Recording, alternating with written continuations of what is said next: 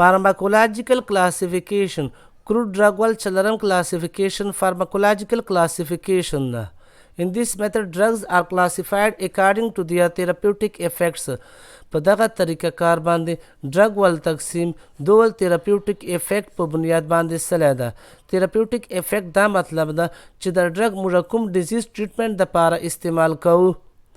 Pharmacological classification چې ډرګ ول تقسیم دوه تھراپیوټیک افیکټ په بنیاد باندې سلی ده تھراپیوټیک افیکټ دا مطلب ده چې د ډرګ موږ کوم ډیزیز ټریټمنټ یا علاج دپاره استعمال کوو Example Eleucena have laxative and purgative action. Eleucena دو laxative او purgative action لري نو دوی دغه ګروپ چې انکلوډ کړي شامل کړي دي Laxative purgatives are used to treat and prevent constipation. Laxative purgative هغه ډرګ دی چې هغه موږ قبض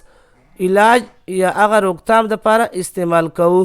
Eleucena دغه اکشن لري نو دوی دغه ګروپ چې انکلوډ کړي دي Ephedra T are bronchodilators. Ephedra او T چې دي دا bronchodilator action لري نو دوی دغه ګروپ چې انکلوډ کړي دي Bronchodilators are a type of medication that make breathing easier. Bronchodilator دا medication والیو قسم ده چې هغه موږ ته ساه اخیستلو چې اسانتیا جوړوي فار ایگزامپل استما دغه ډیزیز چې موږ ته ساه اخیستلو چې مشکلات وي نو چې کله برانکوډایلیټر ډرګز موږ استعمال کو نو هغه سره موږ ته ساه اخیستلو چې اساني وي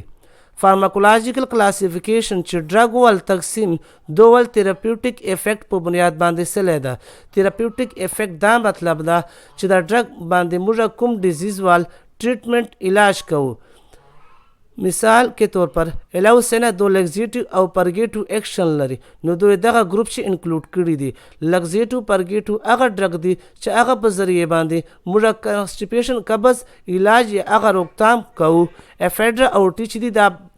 برانکوډایلیټر اکشن لري برانکوډایلیټر هغه میډیکیشن دی چې هغه په ذریعه چې موږ ته ساه اخیستلو چې اساني وي فار ایگزامپل استما دا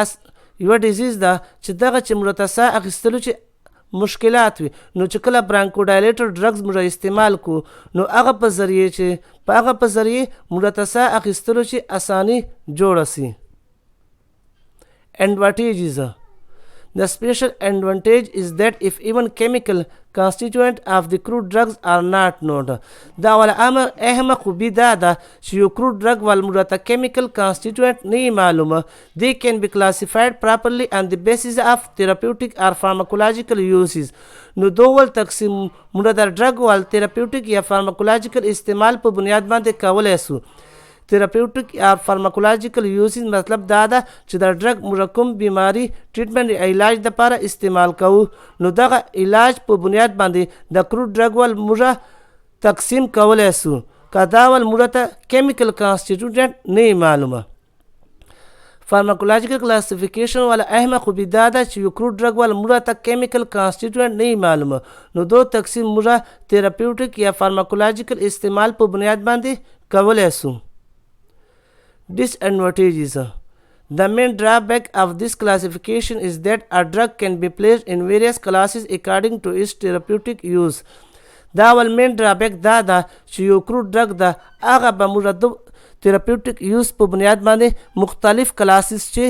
شامل کولی سو ولې چې د کروډ ډرګ به په دغه په ذریعه باندې موږ مختلف بیماریګانو علاج کوو نو هغه له وجې د کروډ ډرګ چې ده دا موږ مختلف کلاسز چې انکلوډ کولی سو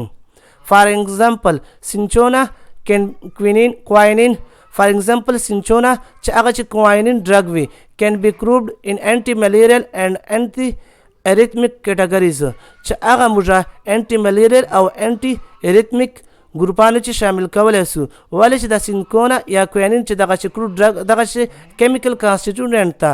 هغه د بطور انټي ملیریل او انټي اریتمیک کار کوي نو دغه له وجې د دوه سرکو ګروپانو چې شامل کولی سو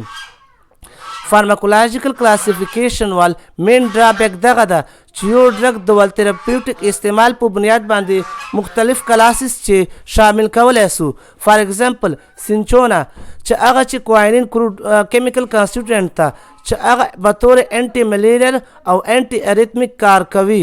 نو دغه د خصوصیات له وجې د موږ دوه سره ګروپانو چې شامل کولی سو نو دغه له وجې کنفیوژن جوړېدلی سي. تھینک یو لیکچر کتلو دپاره ډیره مننه.